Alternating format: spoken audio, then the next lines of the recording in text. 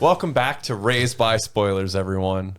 Tonight's episode is Mandy, a film from 2018, our newest film. And I believe this is our September episode, so it is technically 5 years the day it comes out. Oh! So it is just old enough. Oh, that is our deadline. That is our deadline. Those of you who don't know, we don't do any movies less than 5 years old. Yep.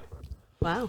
Mandy is a 2018 action horror directed by Penzo Costamanos, an Italian-Canadian director, produced by Elijah Woods and co-written by Costamanos and Aaron Stewart Enar. Based on a story Costamanos conceived, co-produced by the Italian United States. Wow, Jesus Christ, co-produced. Sorry, this is our Italian second show. United States. Not at all. This is our second show, and I'm struggling here. Co-produced by the United States and Belgium. The film stars Nicolas Cage, Andrea Riseborough, Linus Roach, Ned Dennessy, Olsen Vaus, and then Richard Baker. And Bill Duke plays a role in it. Don't recognize literally any one of those. A couple of them. The one guy you said was from Batman. Yes, yeah. But I don't recognize her name, which is weird. The film premiered in 2018 in Sundance Film Fest and played theatrically in 2018 on September 14th and by RLJE Films. I think the reason why that is important is from what I have read and found, it is a company where it's almost like Kickstarter, where like we all put like $1,000 in, and there's a bunch of guys that want to make movies. Kickstarter for movies. You vote on a script, and pretty much they use the majority of that money to start funding the first film that then produces the next film. But it's a little bit of that indie scene fanfare. I'm happy to see movies getting that love because I know games have gotten the love, products have gotten the love. I'm happy to see movies. So yeah, so it does have a little bit that of explains a lot about this movie. Yeah, actually. But yeah, the budget was $6 million. Okay, it's pretty high. It's very high. The box office was $1.7 million. Ah, keep in mind, the theatrical release was incredibly limited. Mm-hmm. So like Toronto, New York, Chicago, LA, and then it was film festivals, and it was released roughly the same day on digital. For the longest time, you could get it on Xboxes. You know what? Exclusive. 2018, that was right before pandemic. Yeah. That was about a year before the pandemic. Yeah. But yeah. Okay. It's it was on VOD at the same time. That's weird. September, it only played in 250 theaters.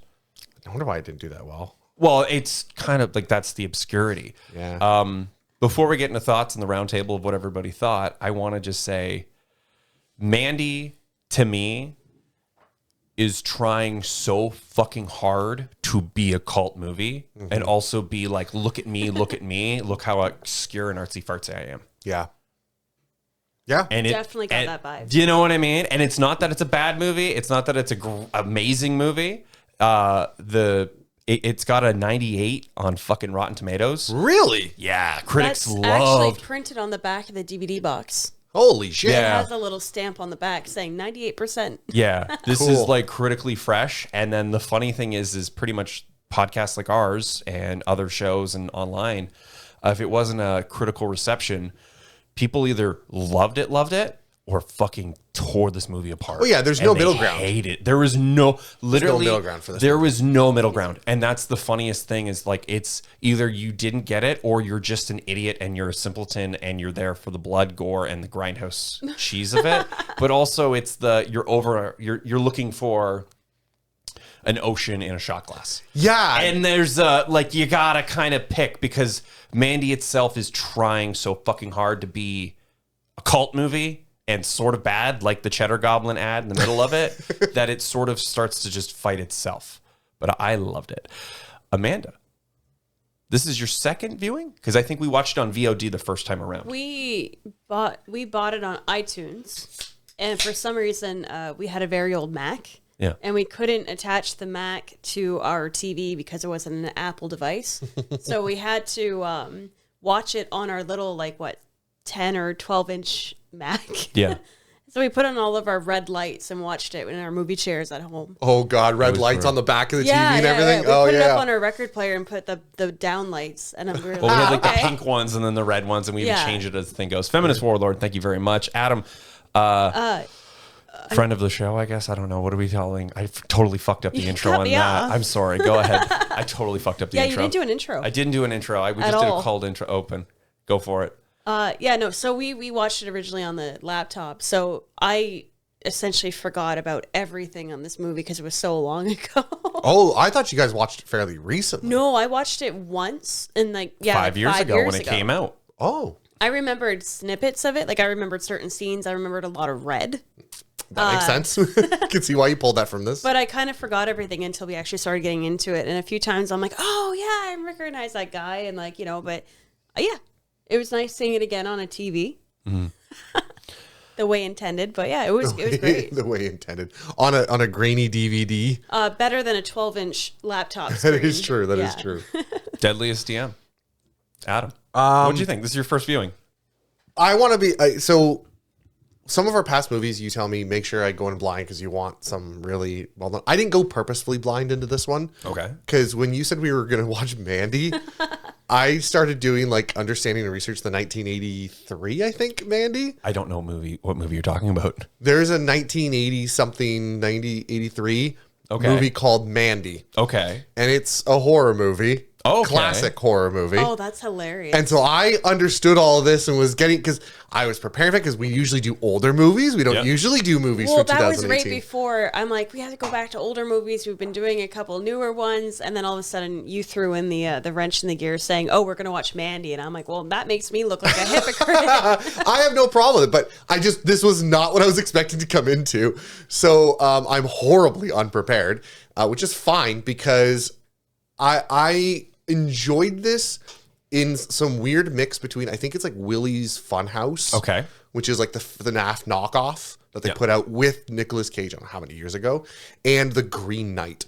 This is if those two had a baby. Oh, it is similar to The Green Knight. Okay. I never thought of that. In that really far out there artsy way. Yeah. But also kind of had that Nicolas Cage, Willy's Playhouse or whatever it's called, kind of merged together. So I did enjoy this. This was a lot of fun. Is it the best movie ever? No. But that's horror as well. We're in a different category now. Oh, for sure. Yeah. But it's one of those things where we don't always agree on literally everything. I think everything you said was exactly right. It tried a little too hard to be a little too artsy fartsy. But because of that, it was fun in its own way, but also it kind of stepped on its own toes in that way. Style over substance. Yeah.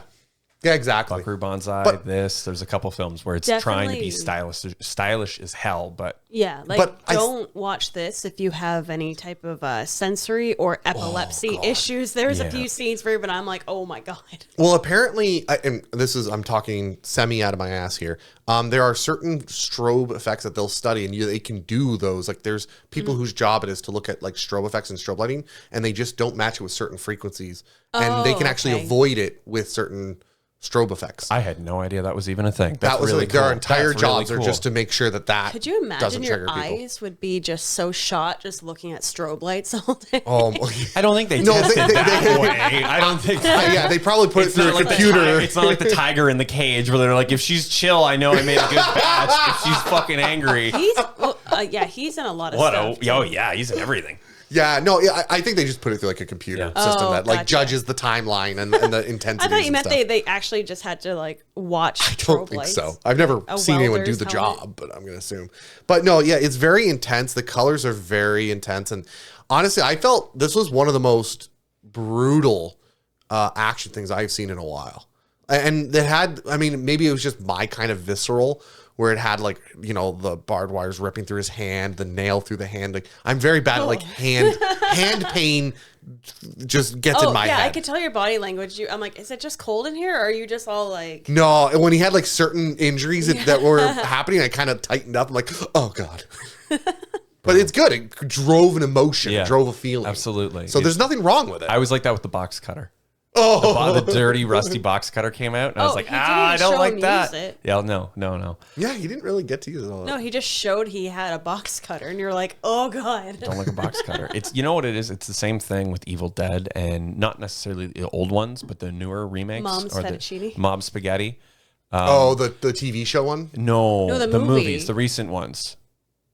The movie that came out so there was a remake of Evil Dead, and there was Evil Dead Rise, right? The thing is with those films, we will get there when we get there, trust me. But what I'm going to explain is they hyper focus on everyday objects in the worst possible way. The cheese grater. And that's when your stomach turns, because you're like, oh, I get a paper cut all the time. That is awful. It's when they do the cheese grater on the leg. Oh, yeah. Mom's spaghetti.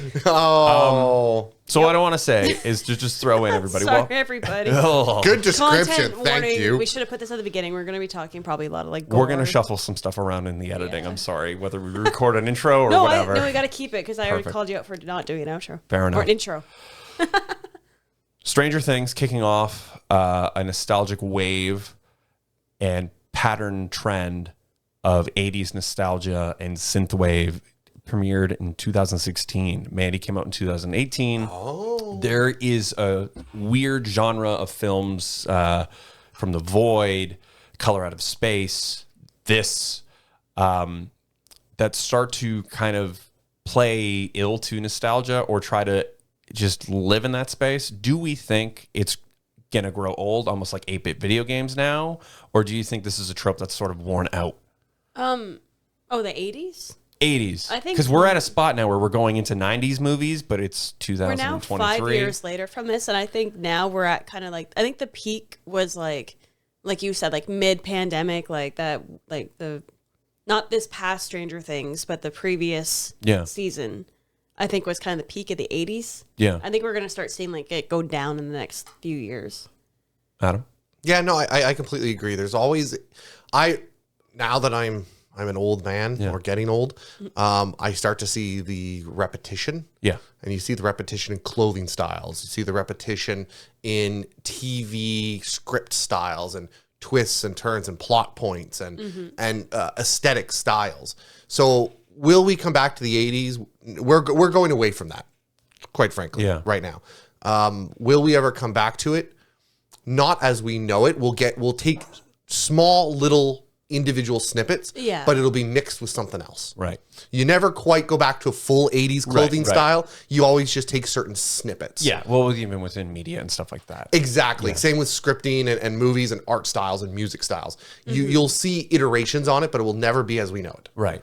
So the other thing I want to take away, because I did a good amount of research for this one, is I listened to a bunch of podcasts and took in some of the general reviews for this movie, and people loved it, and people fucking hated it. And the one thing that really kind of stuck out to me, it's just even a concept, is because this came out during like Cannon's Film Fest, WIF, Toronto, like all of that, the circuit, right?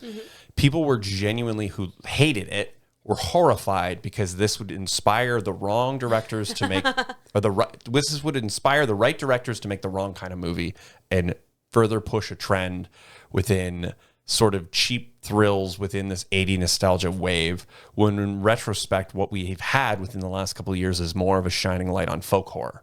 Yeah. You look at stuff that A24 has done when it comes to horror movies in general.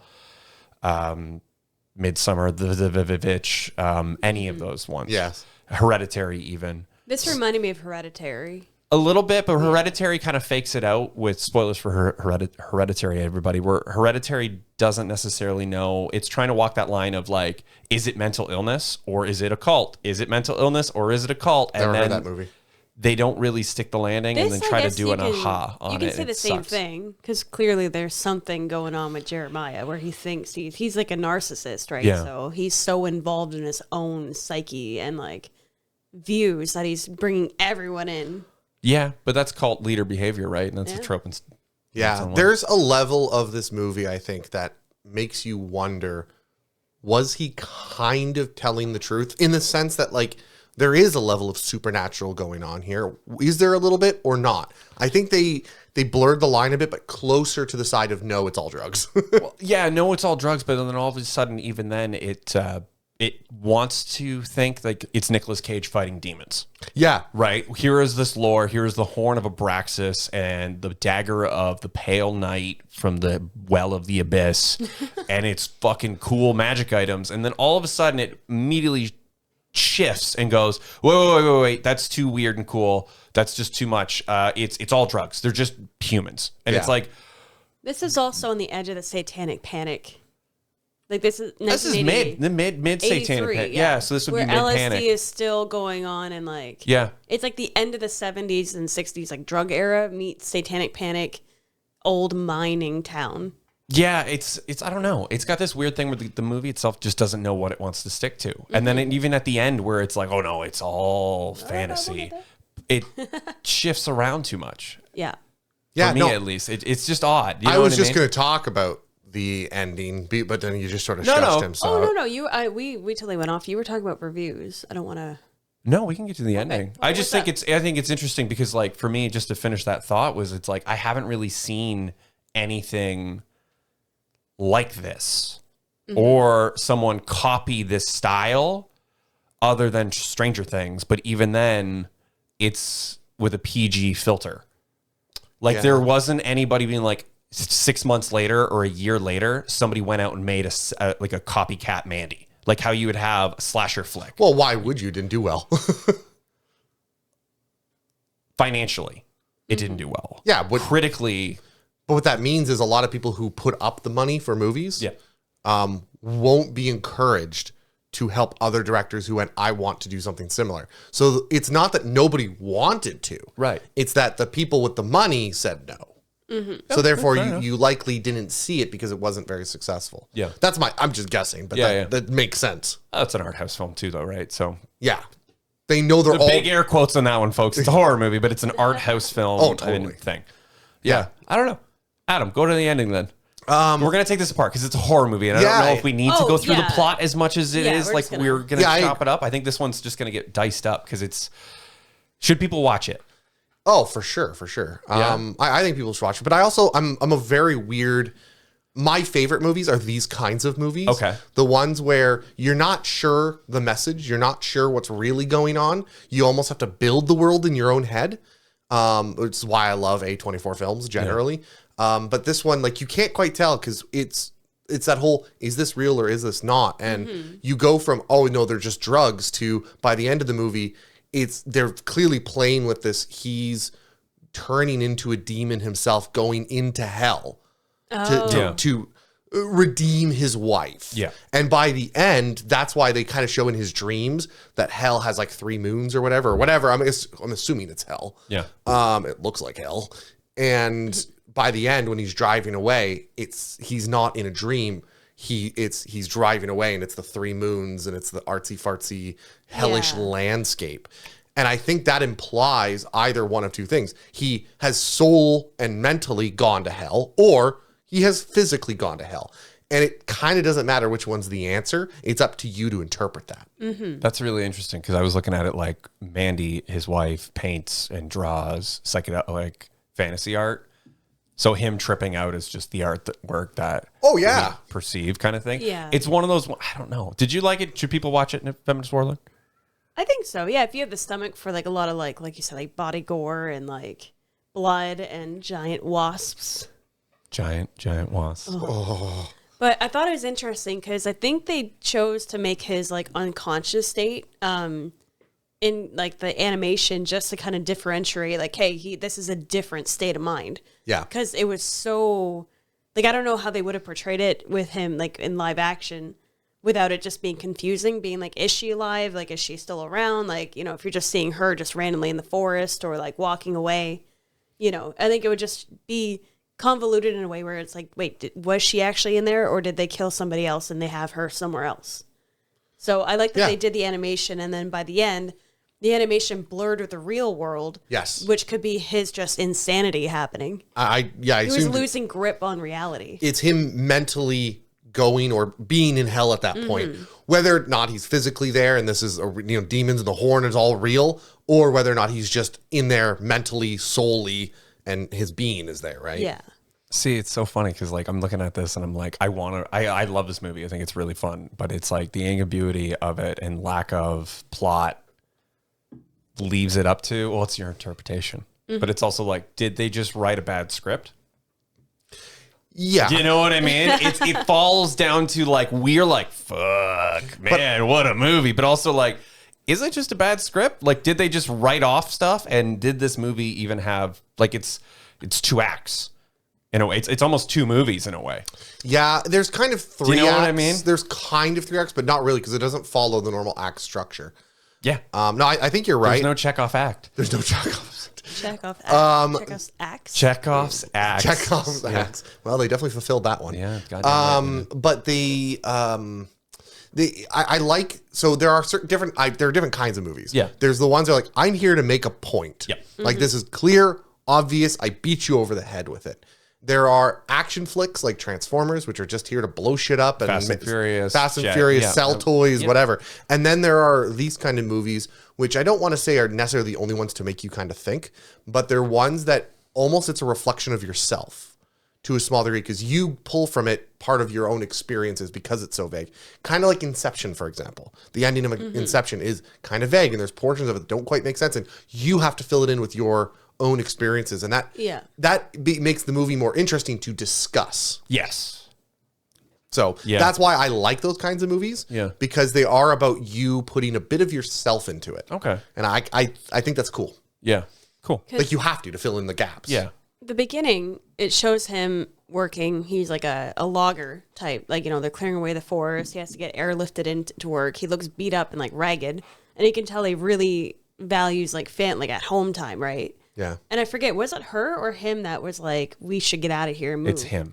So he's he like, wanted, we gotta go. We can make enough money. We can do this. Yeah. What are we doing? And then she's like, I don't know. Like, it's peaceful here. I love it just because she had some like trauma in her childhood and it's quiet. And it just seems like she can just express herself and turn off and just be peaceful. But then he's working his butt off, But it's interesting because when they're laying on the back porch talking about the planets and like everything, when it pans out, there's all that red and yellow up in the sky. So I don't know if that represents like the conflict or I was like, I don't know what that was supposed to represent as far as.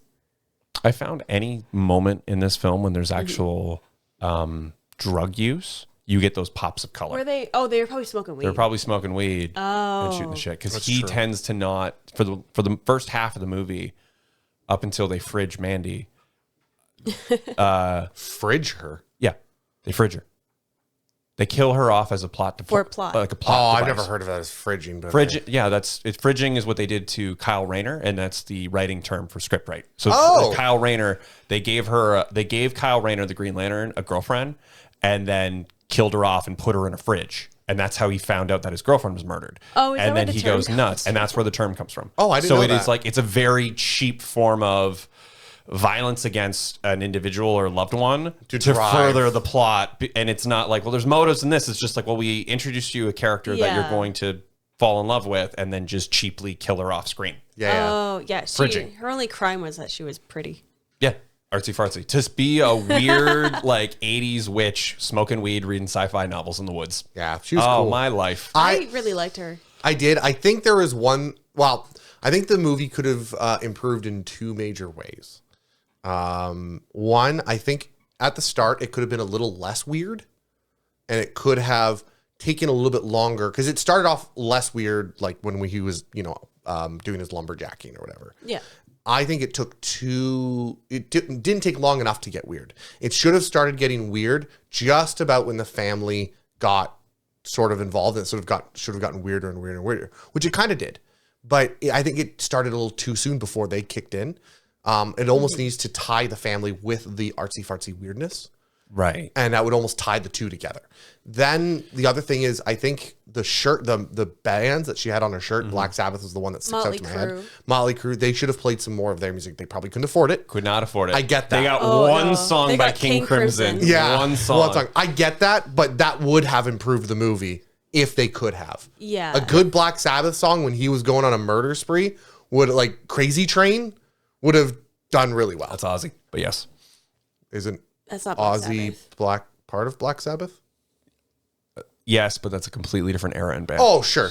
But what I'm saying You're is right, like, though. yes, but also you wouldn't play a song that came out in 82. But and the you're movie saying set. just any other like from the first. No, I'm saying like you tie her things that she liked, which they already did kind of in the art style. Yeah. You tie her shirts, which were a bunch of black, metal bands. bands. Yeah. You tie those to the music of it. So you're not just doing it just to play heavy Yeah. metal music. Yeah. You're doing it so that it's a specific tie to her. Yeah. In the, it keeps the, why is he doing this music? You know I what see what you're saying. Motivation, because it looks like at the end when it flashed back to them meeting for the first time, he was in his favorite shirt, the 44. Yeah. And they clearly met at some sort of like a music venue or like a concert or something. Yeah. Yeah, and I do like that they do, like, this is my favorite shirt. Now you're like, now I know why it's his Yeah. favorite Chekhov shirt. shirt. Yeah, Chekhov shirt. I thought that was really... They did. They set it up and they paid it off. It's true. Well, Chekhov she shirt. was wearing it at one point too. Yeah. Yeah. Oh, was She died in it. No, she didn't. No, because he went and put it back on. Put it back on afterwards. How could she have died in it if it was on fire? I couldn't tell you. Maybe he's got She two. was wearing it when they were Maybe watching. he's got copies of shirts. You don't have two black shirts. He was wearing it, or she was wearing it when they were watching TV, eating like potatoes and stuff. Oh, okay. Right. Yeah, not when they were when she was abducted. Or actually, they might have taken it off her. She was probably naked. Do you think they applied a rape scene, but there wasn't a rape scene because Well, she they did laughed that at a him and he few- couldn't get his dick up? There's a few No. of those. Yeah, Like, there was. I am happy. There was a that- few implied. I am happy that they didn't they had enough going on with like the gore. They didn't need that shock factor, which I Well, appreciate. They didn't do the Game of Thrones thing. They implied it, and that was more than enough to it's get it sister. going. What But is it? Lucy? I don't think Mandy was put in that position. I think he was so angry at her and For so laughing at his little Johnson. Yeah, that I don't think he did. Oh, she was wearing a Black Sabbath shirt when she in that scene. Yeah. Yeah, so she wasn't wearing his shirt. Yeah, Okay. so they didn't get her. That's what I mean. A clothes. good Black Sabbath song somewhere We would don't have have gone to be worse. hung up on the T-shirt. Sorry. But yes, Oh, okay. I'm just saying. Okay. I think Okay, I get it. I'm wrong. I just think that would have tied it really well Yeah. together. Yeah. One song, but I also understand very expensive. So they probably maybe they thought of it, couldn't do it. I get that. I do like the anonymity of having just like the synth because it made it more like you didn't get taken out of it because you heard like the familiar song, like Maybe. like you know what I mean. Like I think it would have made it more. I don't know, a little bit less serious or something. I don't know, because there's a lot of movies that do that nowadays, where it's like the soundtrack is very 80s, and it kind of pulls you out of it. But I know what you mean. But this specifically, yeah. I think if it was something, I think you're right. I think we're going to comment on that. I want to expand on that. If it was something like, oh man, it's Molly Crew, right? Or Running with the Devil or something. Yeah. There's moments where it's like, that's a fun song. This isn't supposed to be like, oh man, I know that song. This is fun because of it, right? And I feel like if you start playing those like popular metal songs, it's going to pull in the wrong direction for moodiness. Or maybe then she should have just worn a shirt of a more obscure band that wouldn't have triggered that type of reaction. Like for they made a whole mac and cheese brand. They could have made up like a fictional metal band and made music for that. I think it's that the concept of just her liking the music that she likes, and then when he plays the folk music and is like, "Do you like the Carpenters?" and she Oh, and just she just fucking giggles laughs at him at because him. it's like that's clearly not my vibe. Yeah, because he's like, worship me, and she's like, wait, this song's about you. Like, this is your Jeremiah, and this is Jeremiah. Like, you like what? Very small person. The soundtrack itself, the Yeah. heavy synth, is composed by an Icelandic composer, Jonah Johnson. It was his last movie he's ever done. He died in February 2018. Aw, Wow. So gotta bring down the mood here. I'm sorry, it's moody and heavy synth, and it's sexy and weird. So what did we all think of the animation stuff? Weird didn't make sense to me. Like I didn't quite grasp it. I still don't get it. That's why I'm asking you guys. What did we think of the animation? We clearly didn't do enough drugs. No, we didn't smoke weed for this one, and this is highly recommended that you smoke a very long joint. This is the edibles movie because of how slow it is. Good news, we're in Canada. It's legal here. Yeah, absolutely. We don't atone for recreational marijuana, but by all Or means, minors. get into it. I don't fully understand it. I do get it. Green was the color of corruption. Red was the color of evil. and blue is the color of like her and redemption and light and stuff like that. Yeah. So okay, that makes sense. Because in the beginning, it was really going between blue and red between the two of them. yeah, he was clearly the one mostly highlighted in red, and she was highlighted in blue, and her was a little bit of red off him, and him just a little bit of blue off her. Yeah. So clearly he had this dark side already in him that she sort of held together, held back, or whatever, kept her goodness in balance. And as the movie went on, it got more and more red, but green was her corruption, because whenever green came out, it was showing the corruption of like devil and evil it was with the blade. It was originally with the ocarina. The horn of Abraxas. The horn of Abraxas. So fucking good. Yeah. And then it was also with her when she was growing corrupted in hell while he was trying to save her. Right, she was pulling out the gem from the demon. Oh, like that. yeah, because the one guy of the Black Skulls was like, she still burns, like implying that she is like. Yes, and him doing this redemption arc was saving her. Right at the end, when he sort of grew, when they had the moment where he remembered like with their first meeting and everything, his was mostly red, turned to blue, she turned to blue. So clearly they played with those colors very strongly, very purposefully. Yeah. I stand by what I said before of the animation, that it was very much like not dreams, but just when he like fell unconscious. Yeah. Just as probably a way to escape reality and go back to like you said, she's an artist. Yeah. So he remembered her as her median, not as like she was in life. I completely agree with that. It's still weird. I think her art, the art they showed at the beginning, was fucking beautiful. Yeah, it's pretty dope. Some of those the lion posters. the lion and the lady. Yeah. Yeah, those Breasts. were. Oh god, if I Nice. could get those, if I could get those posters, those were gorgeous. I'm sure they're online yeah, somewhere. they're It's Gotta probably be. somewhere. They're gorgeous. But the art that was in the like cutscenes or whatever, Yeah. I don't think they were nearly up to her standard. No, it's Simple. weird because they wanted to do like rotoscoping and stuff, and I don't know if it was a callback for the era, right? Because you look at the Lord of the Rings cartoon or like Ralph Bakski's Fire and Ice, or the Frank Frazetta. It was very Fire and Ice-esque, yeah. Yeah, but it wasn't rotoscoped. It No, was clearly proper. not. It was proper It would animation. have been was cool weird. as rotoscope. Yeah, I think it would have been really cool, and Yeah. it also would have been like a standout for the time and the era.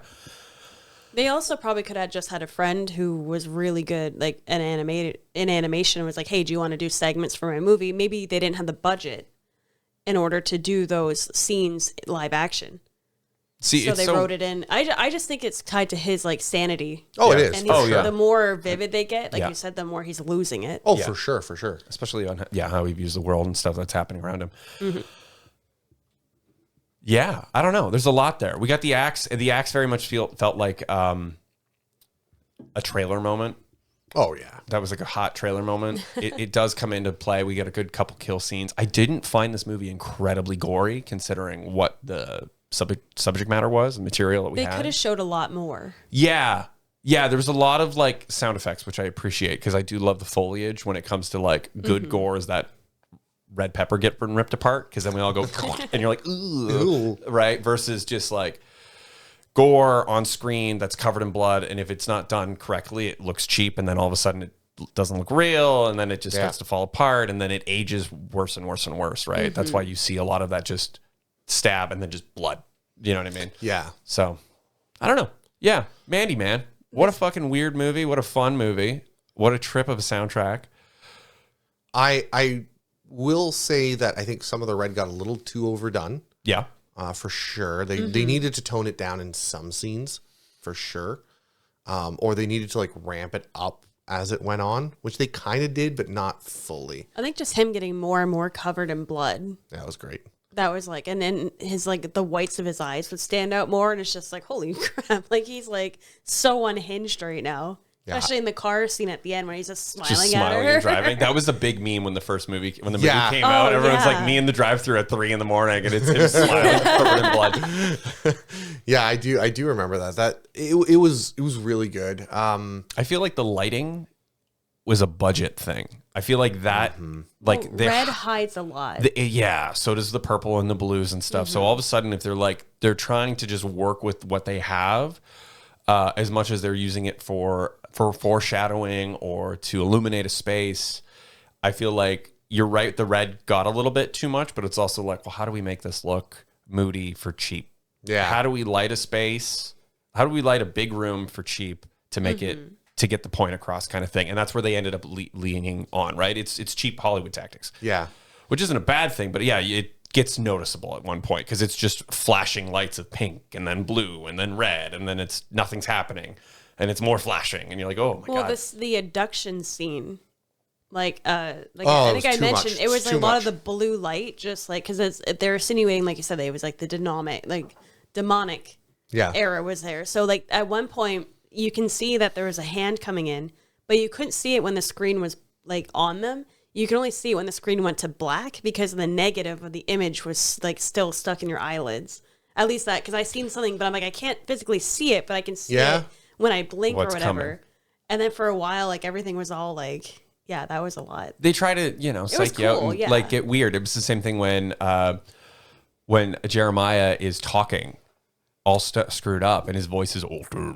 Oh, because she's all... And then all of a sudden it goes back to her face. And then we're both like all looking at each other and you're like, wait, we're squinting and looking at it. And we're all like, are we seeing the same what's thing? happening? Is it him? Is it her? Is it's it when shifts? the mouth stopped moving, but they were still talking. And then it's like, oh, they're just literally phasing between them. Well, it was in sync and then it was out of sync at a moment. And they it's like did it like fucked 4 up. times. Yeah, they had to have.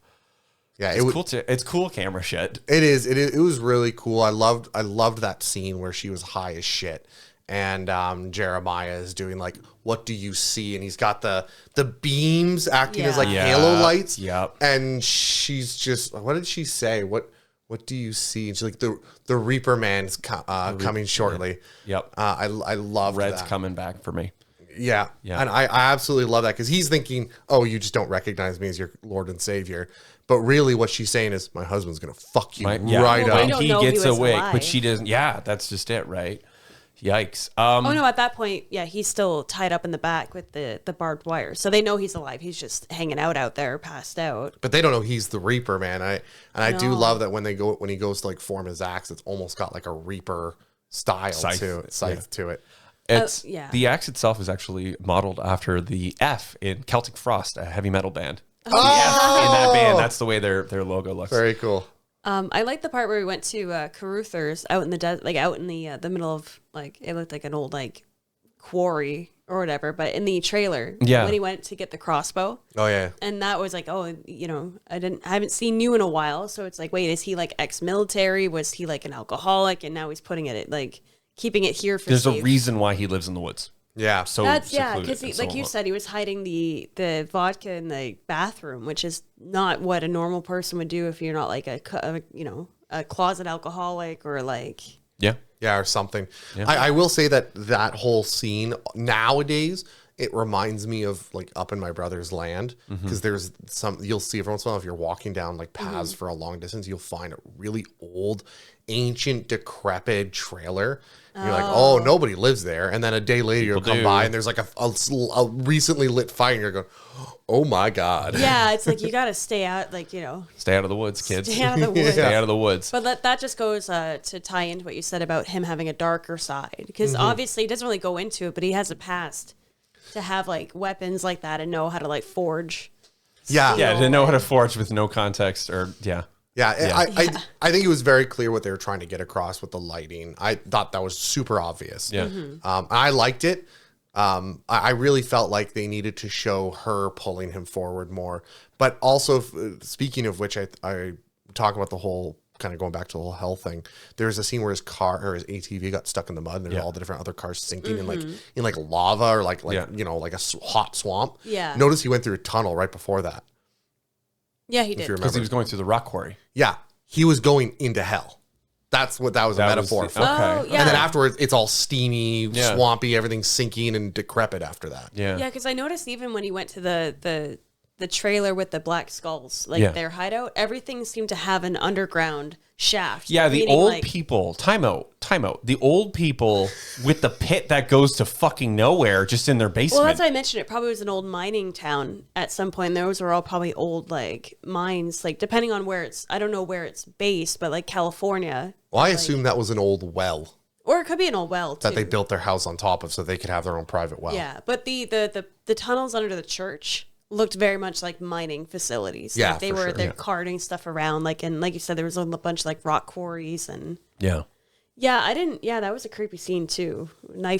The The knife guy. Knife dick. Knife dick. I didn't recognize it as a dick at all. I still don't even recognize it. Like, He's got an erection the entire time. It quick cuts to the porn, doing like this. and then his dick getting erect as he's doing coke, and he's got a knife on the tip of his. Also, not to be graphic, when he walked past the bedroom and the husband, he was fucked with the. Oh, that's why I seen that, and I'm like, oh god. They don't show you, thank but they God. insinuate a lot of. They kind of like black out his bum, but like put blood upwards. And then you see that, and you're like, oh my god. Oh no, you're right. I hadn't connected those two. Yeah, a lot of. Yeah. Wow. Not good. Not good. Let's just take a second. Take a second. Adam has to process the So- movie. We normally watch the movie and literally walk in, sit down in the I think you studio, gotta, and start like, recording. not just but like, hand pain now, right? you're gonna start. You're It's a gonna. new one. You'll think about this tomorrow at work. You'll be like, You're gonna oh be my laying God. in bed, being like, Knife dick. knife dick's fucking terrifying. I love the concept of the never knife dick is terrifying. I love the concept of the black skulls. I think it's rad as shit. I just wish the movie committed to them being demons. Oh, and not just They're crazy all meth heads killing truck drivers and thing. Because it's like, why is blood for blood? What is the sacrifice of just killing? Like, Yeah. I know, but like, pick a fucking lane. Don't be like, it's demons. And then be like, no, it's just crazy meth heads that are on LSD that are bikers. And then at the end of it, be like, no, it might have been demons. And it's like, which... Well, I think that goes with the whole just get weird with it. Fuck, man. With the whole religion aspect of it, it's like, okay, if demons exist, that means that he's actually a prophet. Or But then well, when he you could be a find prophet out of evil. it's Right. not actually demons, so he's a false. Then what is the point of the Horn of Abraxas to summon fucking 4 biker dudes? They listen for it, and that's why they said we just gotta wait because we don't. Yeah. They're in the area. We just gotta wait for them. Yeah, they travel around with I them. wanted it to be weirder, and I didn't want. They wanted travel them to around. commit. They travel around with them, like, but out of ears, like Yeah. out of normal shot. Yeah. Yeah, it's just it's an old. They probably found it in the ground somewhere, and it's like, oh, we can use this. It's it's all fake. That's the thing. Do you think it's all bullshit? It's I think just it's all Jeremiah's snake making oil. up this. Yeah. Yeah, that's why at the end he's like, "Oh, you should be kneeling for me. I'm your god." And then he's like, "No, I'm your god now." Squish. Within the temple of the fucking carved out ruins within the rock he's in the quarry bottom that of isn't yeah. I the think bottom of a well. I think it's one of those things where, kind of like Inception, it's designed to make you the director may or may not has an opinion, or the writer may not have an opinion. They may to me they specifically wrote it to leave it open for interpretation. Yeah. So it's not like it's supposed to be one way or another. It's whatever you damn well feel. Like, you want it to be demons. I kind of want it to be more people, and it's a metaphor of him going to hell. You know what I mean? I think that's more reasonable, but that's just your interpretation. You get to choose what you want. Is there 4? Like, Yeah, there's 4. Yeah. The 4 horsemen Oh yeah, very cool. on their steeds of steel ATVs. Yeah, good point. Knife Yeah. Dick isn't on there, but it's almost like the Cenobites, right? All of a sudden, it's like, well, we got Crystal Lake, we got this. Every town has an Elm Street, and then all of a sudden, Yeah. Cenobites show up, and it's like, oh, okay, here comes Hellraiser. Well, they're like you said, they're the muscle, right? So They it's were like the muscle. take them out first. But I'm actually disappointed that there wasn't a scene of one of them trying to call them, and he's like, haha, no, and just Nick Cage just laughing at him, being like, they're not coming. You're on your own. Because they're so used to being on the call. That would have been a Them calling great for scene. help. Yeah. Them doing And then Yeah. Red would have been like, no one's But coming. you do the whole scene like of all the horsemen, and but it's just one light comes up and it's all faded out. It's his, you can't tell because it's got his axe sticking out his back, so Yeah. it looks like a horn and shit like that. Yeah. And then he steps up and they go to give him the cup, and then like the light comes onto his face, and he just Yeah. Yeah. that would have been an awesome We scene. need help. They're coming for us. I don't know. No, I like that idea. That's dope. Yeah. That is dope. I still don't understand the I don't know, the tiger, and clearly he's the chemist. Okay. But I The still whole don't understand not the talking scene. Yeah, the tiger and the chemist scene. I don't fully understand the purpose of it. In my mind, he's the wizard. You know, in the classic Yep. like James Campbell stories, he's clearly the wizard directing and guiding our hero to the part of the journey that it's too difficult to go through. Like he's the wise wizard. Yeah. Obviously this is Mandy, so he's fucking all messed up. He's the drug wizard. He's the drug wizard. But Yeah. I get he's playing that role, but it was weird. It was just He's weird. been in a lot of movies though. Like I read through the Wikipedia for him, and he's been in like almost everything. Yeah. Yeah. Like if you click Richard on Baker. Yeah, Richard Brick. Yeah. Brick. I think the tiger too is also a flex and also for protection. Like if you mess with me, I'm gonna sick my LSD induced and tiger on you. I kind of feel like it was more of a Mike Tyson type thing, is because I can. Yeah, and then he let why her not? go. Obviously, it tied to his shirt, the tiger shirt that Nick Cage's character had. The Eye of the Tiger. Oh. I didn't even mean this is only my I was trying to dress in a baseball shirt and I'm like, I only have one baseball shirt. I'll do my nice. tiger shirt. But like I get what the role is. It was tying the shirt to the tiger, and the idea is the chemist was being his guide and setting the tiger free. Yeah. Air quotes, setting And he's like, Red Miller free. They're up north. Like go north and you'll find them. Yeah, I get what was metaphorically going on there, Mm-hmm. but that doesn't make it any less weird. Do you think he killed the chemist? No, I don't think so. Much like he didn't kill he didn't kill Lucy. Yeah. no, I don't think so. Because I again, he played the wise wizard role, Okay. right? Yeah. Well, he's like, oh, you did them wrong. And he's also like, whoa, you're on that stuff, huh? Like you're messed up. Cause he knows probably if he didn't help him, he would have just like killed him too. No, because he I think he feels bad to a degree, because he said they done you wrong really bad. Yeah. Yeah. So he clearly has empathy towards this character. So as long as you show yourself to be a victim or empathetic, he seems to be just fine. Yeah. What did we think about the no dialogue for the most part? Loved it. Yeah. Yeah.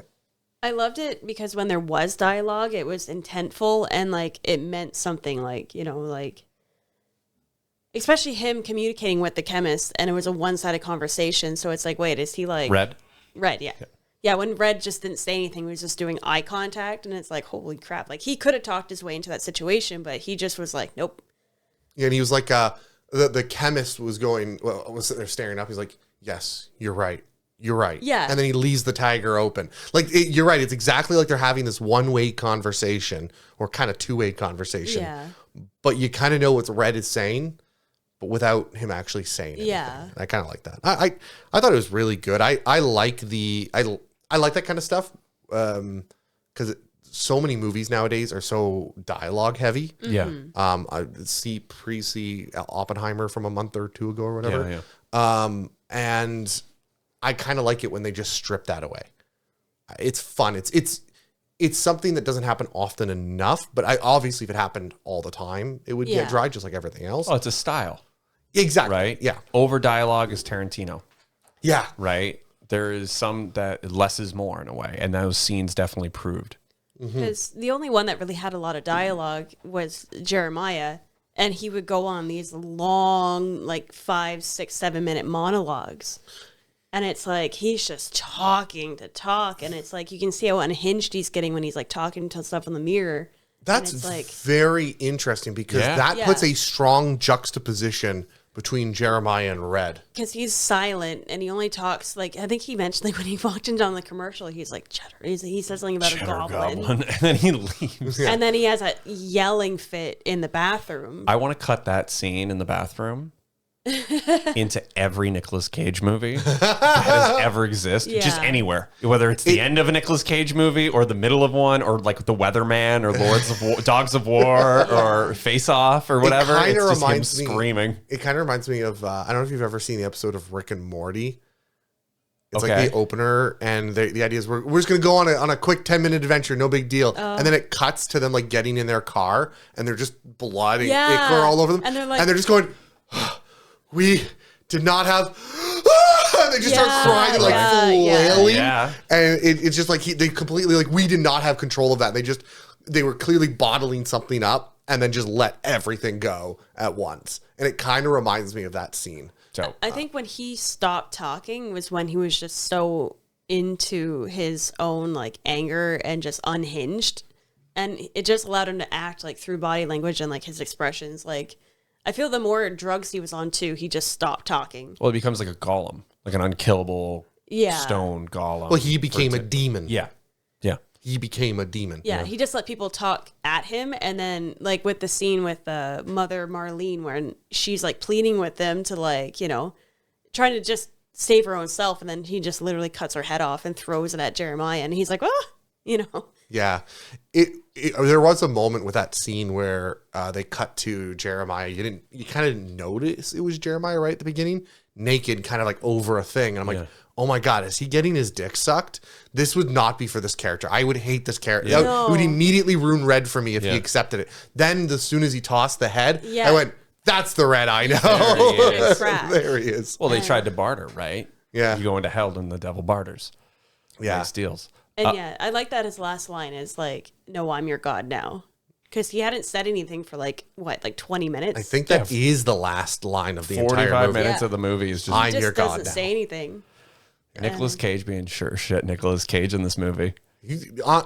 Ever since people accepted the Nicolas Cagey-ness of Nicolas Cage and we've gotten all these like goofy movies with him that only he could do, I've respected. I didn't like him for a very long time, but recently I've been growing respect in his like acceptance of his ridiculousness. Once he got out of doing like the National Treasure franchise. Yo, that paid for all of his cocaine addiction and his divorces and his lawyer fees. And his T-Rex head. And his T-Rex head. Make no mistake. Nicolas Cage but allegedly. once he started doing movies that he like, I think he became more choosy. Because for a while he wasn't in a movie, then all of a sudden he started doing all these weird art house ones like with Elijah Wood being the producer, or like how what's his name?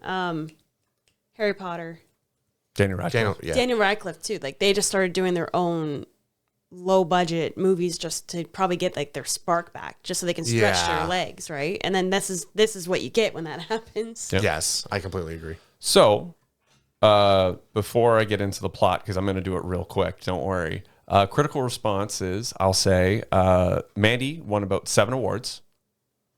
Fangora's Chainsaw Award for Best Actor for Nicolas Cage, Best Score, Best Limited Release. It won the Austin Film Critics' Choice Association Award for Best Score. And then it's got Best Independent Film for the Saturn Award, and then a few other scatterings and accolades. I'm going to ask, before the next segment will clearly be, does it hold up? But the plot of Mandy. Mandy. Red is a lumberjacker. Red Miller, lumberjack. Maybe ex-military. They don't say. Doesn't really say. Very vague, very quiet character. Rejects alcohol with the boys. Red and Mandy live in the woods, secluded. Mandy smokes weed, does paintings, and reads sci-fi novels all day, listens to heavy metal. Fucking right. She goes out for a walk. A cult sees her. They make eye contact. The cult leader says, I need that girl, and sends out his goons. Enter the Horn of Abraxas is called. They sacrifice a fat guy. 4 biker dudes on meth that look like demons that ride ATVs show up and wreck hell. Mandy gets abducted. Red gets the shit kicked out of him. Fucking Mandy gets pretty much body bagged and then burned alive. We see Because she laughed at him. she laughs She at rejected the cult him. leader Jeremiah's penis and his bad taste in music. Which we literally got to see his penis. We had some good dick in this We one. got some good dick. And then Nicolas Cage screams as his life partner is burned alive. He is then stabbed by the sword or the blade of the White Knight. the blade of the Pale Knight. The blade of the Pale Knight from the well of the abyss of the eternal whatever. It's awful. Someone plays long, D&D. and it's rad. There's a lot of magic items. From that point, Nicolas Cage wakes up, the cult leaves, and then Nicolas Cage forges an axe and goes on a killing spree. He drinks some vodka. He screams a lot. He shoots a couple crossbow bolts. There's a chainsaw fight. Nicolas Cage is covered in blood. He then murders Jeremiah and then smiles at the camera covered in blood. Mandy. Yeah. That's it. That is the plot, ladies and gentlemen. It is paper thin, but goddamn, it is 2 hours and it is a ride. So when you just said that, sorry, going back to her in the passenger seat, that's the first time you see her not in animation. So further blurring. You mean after she dies? After she's died. Yeah. Because up to that point, you see her in just his unconscious animation dreams. Yeah. And then now she's physical. So does that mean that he released her? He definitely redeemed Is her. it Persephone? Persephone? No. Does he go into hell to not get her? quite. No. I think he Persephone doesn't go. reads. Persephone doesn't have someone go into hell. Persephone is released from hell on vacation. Yeah. For a few months a year. I thought, who was the 'Cause one? she's the spring. Not Dionysus. Who's the one that they go into hell and have to get her, but you can't? They don't have to save her. No, she's released. there That's the willingly, deal. yeah. It's the deal with Hades. She's the goddess of springtime. Yeah, so during every spring, she leaves hell to go see her family. But she loves not Lucifer, Hades. She actually loves Hades. She just hates being in thinking of another Hades. Greek one then. I'm thinking of something else where Maybe. the girl But I think that just shows that he, like, in his mind, freed her from her. I think if you look at the color cues and again, the artistry, the idea is at least he believes he released her soul from hell. Did the right thing, yeah. Yeah, he gave her, I can't think of the right word, but he closed the book and got her out of torment. And so, yeah, interesting. So Mandy is 5 years old. Yeah. Does it hold up? Oh, definitely. Yeah, other than I would get a Blu-ray copy. I was so just going to say that. I The honestly, DVD was a little I rough. got it on DVD. The TV stretched it out. You know what's interesting is, like I said, you can buy. We got to find the company. Well, I'll put it out and I'll promote it within the Twitter or whatever social media we have. Check us out on Twitter. It'll be there. Check us out on Twitter. You'll find some of it. Website. That dead X website. Wait, X. is it still called Twitter? It's called X now, I think. Okay. We'll see if it's Twitzer. even still around. You can buy this film on VHS. You can? You can buy it on VHS. Oh my God, I can only imagine. It's very limited God, run. this is so artsy fartsy. It's so artsy fartsy, but Color Out of Space is on VHS. This is on VHS. I think it's Super Gore Turbo Man, the other one that was on Shudder, the one that was like Power Rangers. Oh, yeah. Ultra Gore Turbo Man or whatever. I can't remember the name of that Never one. saw it, but I know. I heard really good things about it, but that's also on VHS, and so it was like the Terrifier film. So there was this weird niche cult that's like, hey, we're going to do sort of 80s grindhouse shit horror movies and just repackage them and stuff. I don't know if they're licensed or if they're bootleg. Could you imagine? But they're still selling them online and they haven't been shut down. Thank God for indie films, right? But the artwork is completely redesigned for packaging and stuff like that. It is gorgeous for the collector's market. Do we think it holds up? Yeah. I Do you definitely think it would does. need to be remade? No. I Maybe mean, in like 20 years, exactly. but not right now. Not yet. Not yet. It's too new. It's got what it needs. I think it could be improved. I've mentioned a few improvements I would make, changing the lighting, but I think it's all budgeting. I think if that director got more budget, Yeah. you can never tell. Sometimes the limited budget is what drives the creativity and the uniqueness. Yeah. Sometimes it's not that. So I'd be afraid, like, you never know. You could give them more money and go, hey, maybe you can get some different music. Maybe you could do some things better with the lighting. Maybe do a bit better lighting, but that could also mean they'll go in the wrong direction. You never know. Yeah, more. You want more? More? Yeah. Strobes? Yeah, more red strobes. Okay. No. Yeah, On yeah. the DVD, it does say that there is a section in the menu where you can watch extended and deleted scenes. Oh, neat. Okay. So who knows what other Yeah, plot they had to True. cut out, right? true. I mean, I feel like a little bit of this movie is a touch long, but I think it sets up a believable situation before they fridge Mandy and the bad stuff starts to happen. Yeah. Where even the scene where they're on a couch watching horror movies. Oh, they're just sharing hanging out. the coffee table and eating dinner. It's like, that is believable. We do that. I'm sold. Yeah. Well, yeah, because we do that. But like, that is such a weird, like, what do you think is going to happen? And then like, he's just in because she's happy to be there kind of Yes. thing. And it's just lovely. And it sucks to see that like ripped apart kind of thing. Yeah. I don't know. I don't know if it needs to be like remade or left alone. I think the comparison you made, Adam, which was really smart, was this reminded you a lot about Evil Dead, and that was so funny because we hadn't got to the chainsaw fight yet. Yes, ladies and gentlemen, there is a chainsaw fight in Well, this. I had a feeling there would be because it really emphasized his wood cutting in the beginning. Yeah, I knew there was going to be a chainsaw fight right from the beginning. But it's just not as fun as Evil Dead. And we're talking about the originals. The originals are a little bit more slapstick, goofy, and camp. Well, I've never seen the originals. I've only ever seen Army of Darkness. Well, stay tuned. Sir, stay tuned for October. We'll see when we get there. Yeah, I think it's a good movie. I think one more thing about does it hold up? It was interesting because before it came up that it was based in 1983. Yeah. Because this was still made back in like, the Trump era of things. And then when the politics started getting a little more heated, a little bit more like how it is today, right? But it was like the beginning of it. But on the radio when he was driving was Ronald Reagan saying how American families want to go back to like the family values of like the 60s and people don't like pornography and we need to get back to like wholesome family values. And I was like, holy shit, because that's exactly what's happening now in 2023. And then it came up. Yeah, there was even like a bit of abortionism, like all of that. Well, where Reagan, was thrown right? around. Yeah. He was the last like Republican president that was really like pushing, right? Yeah. So that parallel was like, holy crap, this is 5 years later, and this is now everyday life for people. Well, you're walking that fine line of the Satanic Panic. I think it was 84. Yeah, right? so this was I always thought the Satanic Panic was earlier than that, like late 70s, early 80s. That was 84 to 86. Yeah. It was like that 2 to 3 year, or 83 to 86 kind of thing. Okay. Well, when did like black metal become a big thing in America? Like Never. Black Sabbath and like I thought in, they like, were in the late 70s. Yeah, I thought they were the late 70s. Yeah, but the Satanic Panic and Black Sabbath are two different things. At that No, point, I know. Ozzy Osbourne was singing about Jesus and cocaine. Yeah, but see, that was the thing. Okay, never mind.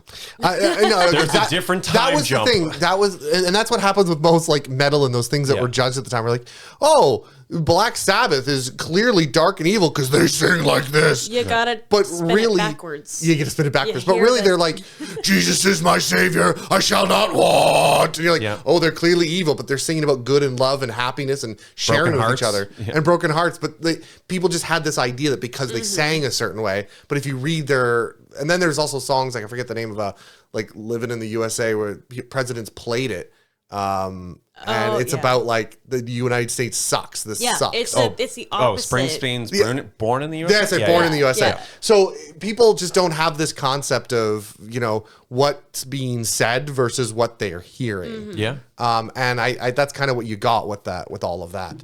And I think they definitely played on that with her being the outwardly, and they kind of played with her being like a witch with it coming her out of the water. And her scar. And her scar. one eye being bigger than the other. Yeah, they which was a definitely bit played with that thinking, cool. Is she evil? But it turns out, no, she's actually the good one. Whereas the people who have the family values, right? The father, the mother, all these different, the uncles, like who have that classic family, they're clearly the rotten evil Oh, ones. her dad was a little... cult. Well, her dad, Mandy was a character, a person of trauma. Yeah. And then we talk about that, even with the Starlings and stuff, which I also feel like was set up, and that's what should have been the end of the movie, was like he should have woken up and seen Starlings. And she's out of hell, or I killed the killer. That was like Starlings flying. I'm coming something. down from the drugs, and I see Starlings. I can let go. Ooh, that would have been a good one. You know what I mean? Yeah. Like that release of baby Starlings, because that's what's set up in the beginning. Yeah. And it would have been there is death, but then there is life. It depends on what you want to go with this, because I interpreted this as he sacrificed himself to a small degree, or at least without her, his inner demon came out, and at the end he was in hell. Yeah, he is damned. Yeah. Oh, like but he went in and she free. came out. Yeah. Yeah, almost mentally, right? Like he had that last moment of blue. The spirit. Yeah. He had that last moment of blue, remembering her, where she became all blue and was redeemed, whereas he went back to red with the crazy smile and pan up to, the hellscape. So I almost interpret it as without her, his demon came out. Without him, she went to heaven. Yeah. And now he's just going to be... Because I was also thinking that down the road, he would pick up Lucy. Because he just left her out in the woods. I don't think he cares. I He's don't a think demon. He cares. I think he lets her go and kind of moves on. Yeah, he's a demon. Not his problem. He's a diamond. He's a diamond. Ladies and gentlemen, let's get to eyebrows then. Yes. We're going to bridge those brows. Welcome to a podcast within a podcast where we talk about eyebrows and special effects, anything that particularly stood out. Obviously, the axe is a big motherfucking thing in this movie. Yeah. Adam. I'm actually going to avoid the axe, and my favorite piece of prop was the blade of the Pale Knight. Knife dick, eh? No, not knife. No,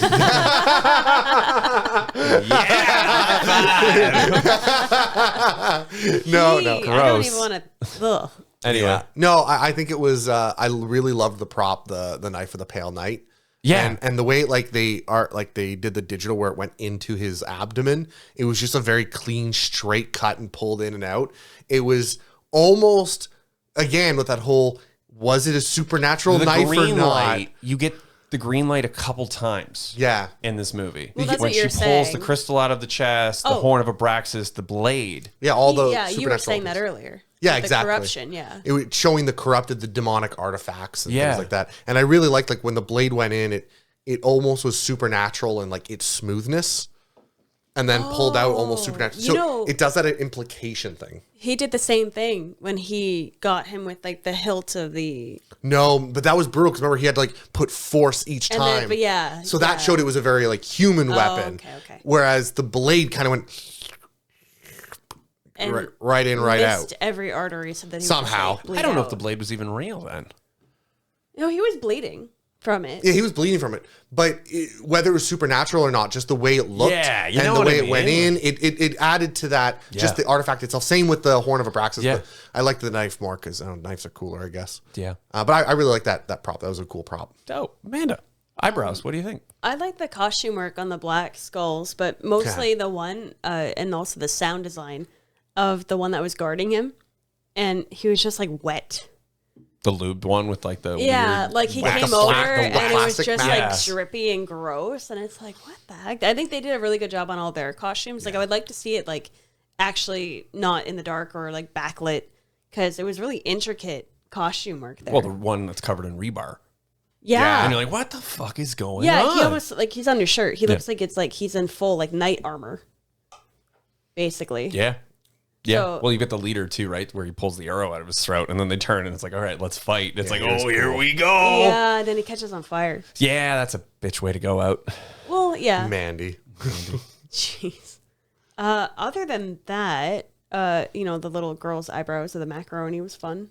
Oh, Eyebrows. yeah. As a little Cute. girl, yeah, Cheddar Goblin for me. The stands Cheddar out. Goblin was, I think they needed a little bit of humor in that scene just because it was so brutal what he just went through. And that just kind of grounded him again, being like, fucking goblin. Everyone needs a little bit of a release, and I think you're right. That played that role. Yeah. It broke But- the tension. Yeah, a little for bit, sure. yeah, and then he just exploded. But yeah, I don't know. There wasn't a lot of like actual special effects other than all the blood special effects. But I think it Yeah. was just well rounded in general. Just with the lighting was the most impressive, I guess. Yeah, I really even like the fading when the frames cut. Oh, yeah. Oh, Right, there was a lot yeah, of really yeah. cool editing in this movie, Yeah, there if was. anything. Mm-hmm. And then for me, it was Cheddar Goblin.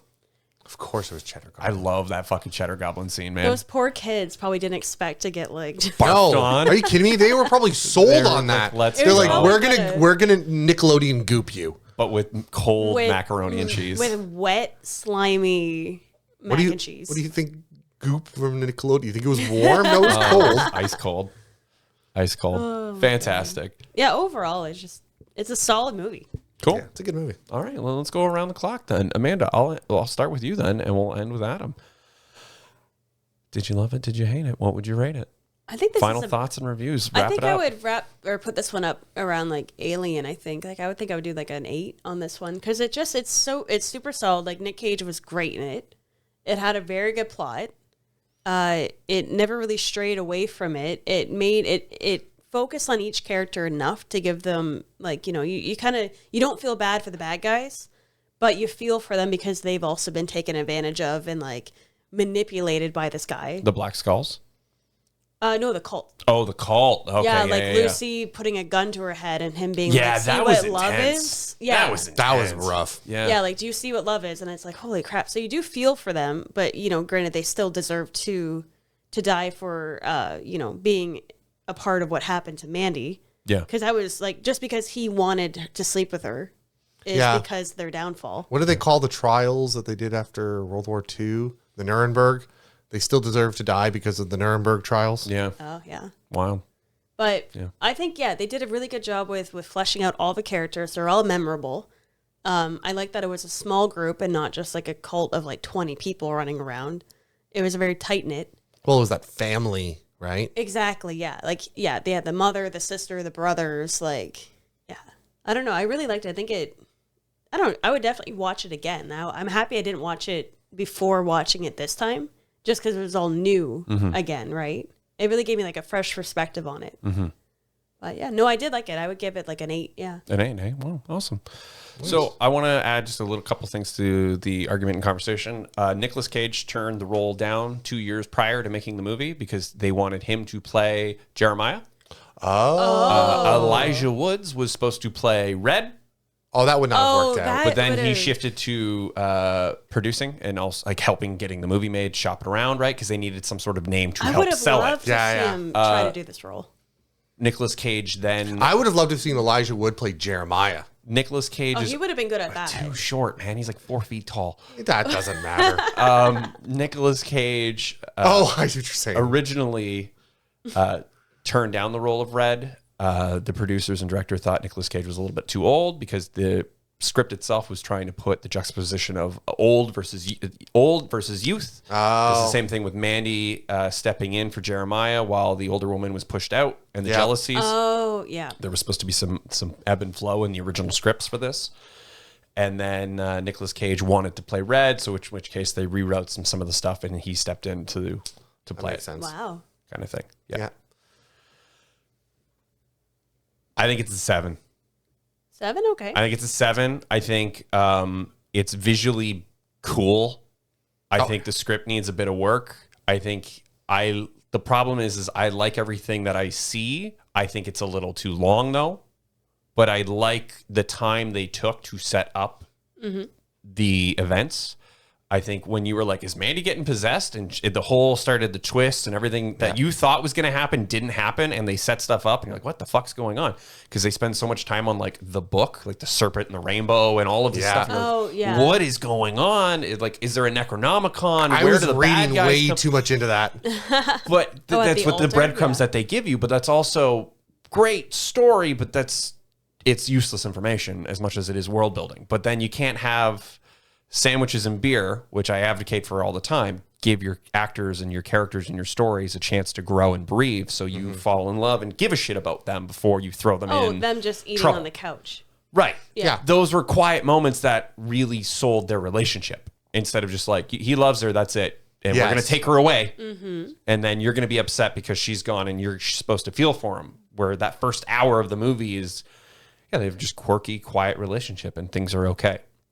Yeah. Until it isn't. Until knocking Cabin in the Woods, y'all. Yeah. Cabin in the Woods, never a good time. Yeah, they kind of did the thing where they implied that she was the homely, that she was the weird witch. Because she had all these weird paintings. Like she was the air quotes monster of the two. Yeah. And he was the classic, I'm a lumberjack. I go to work 9 to 5 and I come back. Yeah. But it turns out that she's actually the angel. She was the stable he's one. the demon. Yeah. It's interesting. I think the stuff that they introduce is cool as shit. I would have liked them to be demons instead of just biker dudes. And I feel like it's a little bit of like, pick which direction. Don't try to be like, oh, we figured it out and then fake us out and then go back to be like, maybe we didn't really decide yet what we wanted to land on. In lack thereof, information is fine, but also there's some parts of it, especially within the plot, that it just sort of doesn't work mechanically for me. In a way. But I still really, really appreciate it. I love this movie. We do rewatch this movie. It is very much a smoke a joint and just kind of go on that ride because like it is a roller coaster. Halloween night, you throw this on. Oh, for sure. I think the headline of like a heavy metal LSD trip of a nightmare for the tagline for this film definitely holds up and definitely works. But yeah, I think it's a 7.5. It's good. It's not amazing. You know what I mean? Yeah. This movie has shown me I never want to ever get even in the same room as LSD. No, thank you. Or giant wasps. No. LSD's not like I think they were soaking the wasp in like liquid something. They were doing something. It was still alive, obviously, but it was just soaking in drugs. Yeah. Yeah, whatever she had was like, because they said it's the cherry on top. So clearly it was LSD and then whatever this bug like added on to it. The hornet was like this big. It was massive, massive hornet. What do you think? What do you think? To get straight to the point, I agree with you. 7. You know what I mean? It's not bad. Yeah. It's not bad, but it's a horror movie, right? So I'm not like it, but it's not terrible. I agree. There's room for it to grow. Yeah. There's definitely, I've mentioned just a few here, and I could definitely find more if I pick it apart just a little bit more. The more you watch it, the more the charm starts to wear off a bit. I think. Yeah, I think there's definitely room for improvement, but I do like the idea, and I am a big fan of artsy fartsy. Yeah. So there's a lot for me to love with this movie. I absolutely love the generally semi-silent protagonist. Yeah. I love the villains are generally quiet. I do love that juxtaposition that the more you get to Jeremiah, the more people talk. Yeah. Like every person that you meet as you get there talks more and more and more. I think all he has is his words. Yes. Right? Yeah. Like that's his power is his words, where Red's power is his actions. It's his might. Yeah, exactly. I thought there was some great, beautifully shot scenes. I think the lighting definitely could have improved. But I would I watch it again? Oh yeah, absolutely. Would I watch it again, High? Yeah, for sure. Oh yeah, it's a ride. Oh yeah, we're gonna do it. Yeah. Do I think it's one of the best movies? Nah, I give it a good solid 7. So we're at like what, a 7.5? Yeah, we're at a 7. 7.25 since we're at 2 sevens and you're at an 8. Come Fair on. enough. That's fair. You know what's interesting too, and this is Seven just and a quarter. 7.25. This is just an extra thought because we just did Buckaroo Banzai, and this is the concept of the does it hold up falls back into the rewatch category as well, because I think the jokes and stuff like that in those movies fall back onto the rewatch. Like we've seen it a couple times, and I've watched it a lot, and that's where I think the movie gets funnier because you're anticipating it, and where this and the same thing falls apart with horror movies. Better ones than some of the worst ones. I mean, Evil Dead, this even. I don't know if Mandy still has that lasting effect the 5th time you've seen it. It's the shock value the first time you watch it, and then you're anticipating things happening after that. And that's why I think Evil Dead held up so much, because it becomes like a gore fest, and all of a sudden, by the 4th time, it's silly. Yep, that's fair. And there's this weird transition, and I think that's where horror movies themselves lose their luster. Yeah. No, I totally see what you're saying. I completely agree. Do you know what with I mean? It's like Alien. You knew what the jumps for Alien, but you could acknowledge it was a good movie. But there's that does it hold up value of like Buckaroo Banzai. If we watch Buckaroo Banzai after a couple Buckaroo Banzais, you're going to laugh your ass off. Yeah. Because now you know what they're going to say, and the finger and and all of the you're waiting for the moment. You're waiting for the moment, right? Yeah. And that's what makes cult so culty. Yeah, you're absolutely right. That's a really good description with the Alien thing, where I didn't like the movie as much because the suspense didn't exist. Right. It didn't exist. Whereas in this case, I did get suspense, but in the opposite direction you would have. Because it's the first time you've seen it, though. Exactly. It's weird because that's where does it hold up? Yeah. Fall apart, right? I don't know. Yeah, that's cool. I agree with you. Does it hold up? I don't. I think it holds up because it's only been a few years. Yeah. It's only been 5 years. There's not much to hold up to. CGI doesn't wear out. Everything else. Yeah, it takes a little bit longer. And then do I think it will last 10 years? I think it'll be fine in 10 years. Yeah. I think eventually they'll become a better one than it, for sure. Yeah, they'll always surpass. I mean, this is going to inspire something. Yeah, for sure. That's awesome. All right. Ladies and gentlemen, you can find us at RBS Pod. We are on all over the places, all over the internet, and ever expanding. We are on the YouTubes if you want to watch the show, and if you want to take it on the road or in your pocket, you can listen to us anywhere on your podcasts. I'm Geek Movie House. Nintendo Geek. Levy and Adam. And as always, be kind and rewind, folks. Good night.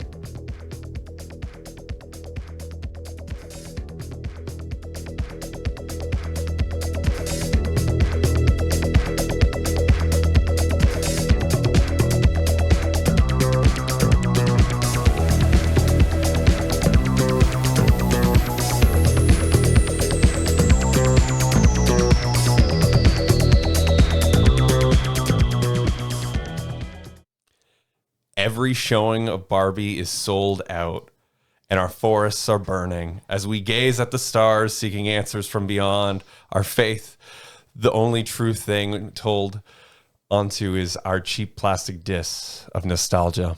Welcome back to Raised by Spoilers. I like how you had to read that. I wrote it at 3 a.m. last night. We were having I don't even know, drinks and stuff.